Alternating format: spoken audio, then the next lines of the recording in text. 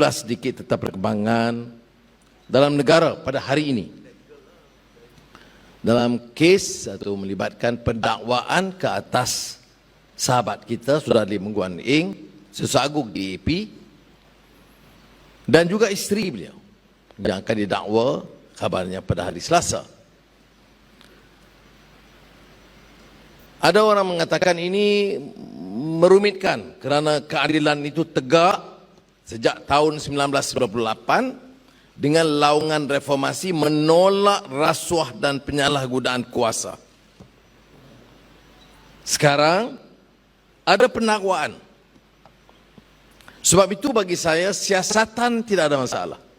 Tanpa kecuali SPRM harus punya wibawa, ketelusan untuk menyiasat apa saja dakwaan dan tuduhan. Tetapi kita harus pastikan bahawa tindakan-tindakan itu bukan bermotif politik, bukan berbentuk penganiayaan. Malah dalam kes yang melibatkan Datuk Seri Najib dulu pun, saya katakan kita lihat kepada fakta dan undang-undang, bukan vendetta politik. Kerana kadang-kadang laungan beberapa tokoh masa itu tidak lain dari kebencian demi kebencian ulang. Padahal bagi kita harus lihat kepada fakta dan undang-undang seperti mana yang diputuskan oleh hakim. Jadi ada orang samakan, Saudara Lim Guan Eng belum dihukum. Jangan samakan dengan kes yang dihukum berdasarkan fakta dan hujah serta undang-undang. Saudara tentunya tahu, saya bangkitkan pada malam ini bukan kerana Lim Guan Eng itu sahabat setia. Kita ikuti perjalanan. Kita tidak pernah pertikai soal siasatan, baik rumah atau terong. Dalam kes rumah, saya pernah sebut cara terbuka dulu. Saya lihat rumah semua menteri, semua pemimpin dulu dan sekarang, dan rumah yang milik Lim Guan Eng itu adalah di antara yang sederhana, lebih rendah kategorinya daripada semua rumah-rumah yang lain. Tetapi dia melibatkan pendakwaan. Sekarang kes 2011 yang mengikut urusan tender terbuka biasa yang melibatkan kerajaan China dan kerajaan Malaysia, tanda tangani oleh syarikat dan dihadiri oleh Ketua Menteri pada ketika itu Lim Guan Eng di hadapan Perdana Menteri Tun Mahathir dan juga Perdana Menteri China. Satu perkara lain yang disebut berulang kali oleh para peguam, pendakwaan kes rasuah yang tak sebut rasuah. Tidak ada jumlah, saya tidak tahu. Kemudian, saya membuat ulasan berdasarkan kertas pendakwaan yang saya baca. Ada pendakwaan kamu rasuah. Rasuah ini kerana dikatakan dia minta 10%.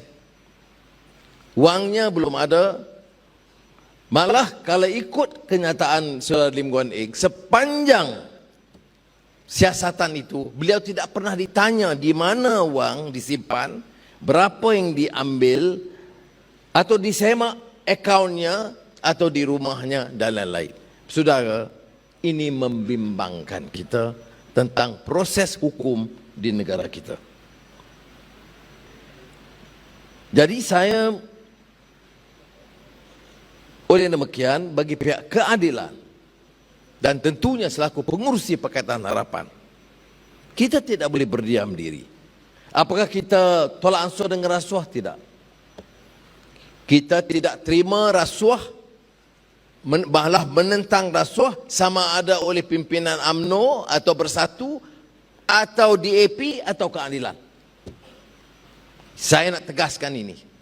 Jangan orang anggap kita nak remehkan. Kita mahu tindakan diambil kepada musuh-musuh politik lain dan ringankan beban terhadap kita. Maka tentunya kita akan teliti, pantau kes ini dari dekat, kerana saudara, seperti saudara tahu, seperti pengalaman saya dulu, rakyat juga sekarang akan terdedah dengan maklumat dan memantau. Bukan saja pendakwa atau peguam atau hakim. Ia juga melibatkan kefahaman rakyat tentang undang-undang dan fakta. Maka sebab itu saya tegaskan keadilan dan Pakatan Harapan menolak cara pendakwaan yang tidak telus dan ditafsirkan sebagai menekan musuh politik. Saudara, yang lebih dikesalkan ialah pendakwaan terhadap isterinya. Apakah tak boleh dakwa? Boleh. Apakah tak boleh siasat? Boleh. Tetapi takkan tak boleh tunggu 1 hari untuk menahan.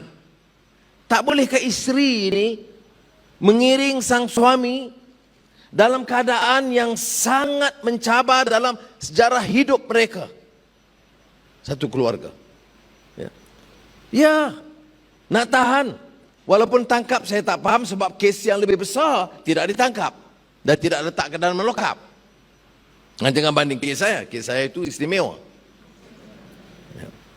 Tetapi saya rasa sangat sedih bila suami dihadapkan di mahkamah dengan pertuduhan yang besar dan isteri ditahan pada masa yang sama, padahal boleh tangguh 1 hari sudah. 1 hari, bukan nak lepaskan. Inilah malangnya keadaan dalam negara kita, saudara. Janganlah kita lihat ini dari sudut parti, lawan ke kawan ke, tetapi pertimbangan kemanusiaan ini harus ada.